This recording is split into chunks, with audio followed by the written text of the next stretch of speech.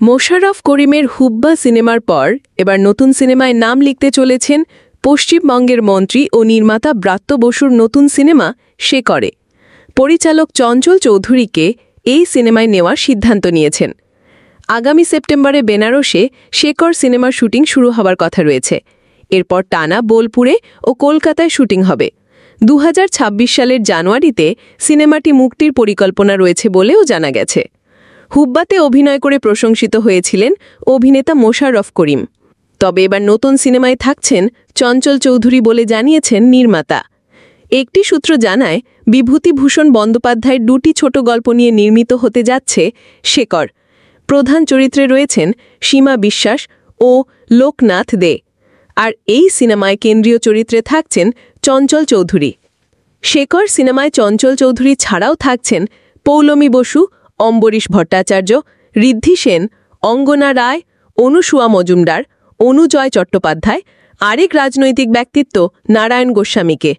এছাড়া আরও দেখা যাবে রাজনৈতিক নেতা কুণাল ঘোষ। পোরপুরের পর কুণালের দ্বিতীয় সিনেমা হতে যাচ্ছে শেকর। শেকর সিনেমাটির প্রযোজনায় রয়েছেন ফিরদৌসুল হাসান। এতে সঙ্গীত পরিচালনায় থাকছেন প্রবুদ্ধ বন্দ্যোপাধ্যায়। পাশাপাশি দুটি গ্রামের একটি বৃদ্ধ ও বৃদ্ধার চরিত্র ঘিরে এগিয়ে যাবে গল্প, যে দুটি চরিত্রে লোকনাথ ও সীমাকে পাওয়া যাবে। এ সিনেমাতেও কুনাম রাজনীতিকের চরিত্রে। লোকনাথ যে বৃদ্ধের চরিত্রে, তার ছেলের ভূমিকায় থাকবেন চঞ্চল চৌধুরী এবং ছেলের বউয়ের চরিত্রে থাকবেন পৌলমী।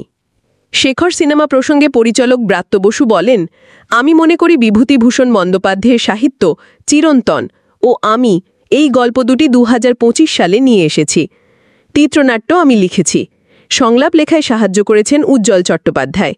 বিভূতিভূষণের লেখায় অসম্ভব মানবিক আবেদন থাকে। তিনি বলেন, আমার মনে হয়েছে এই যে সামাজিক চিৎকার চলছে, সেটা মানুষের আত্মাকে কোথাও খুইয়ে দিচ্ছে। শিল্পের মাধ্যমে যদি এই আত্মার পুনর্জীবন করতে হয়, তাহলে চিরন্তন মানবিকতার কাছে আমাদের ফিরে যেতে হবে। ASBD24 সত্য প্রকাশে অপসীম। চ্যানেলটি সাবস্ক্রাইব করুন।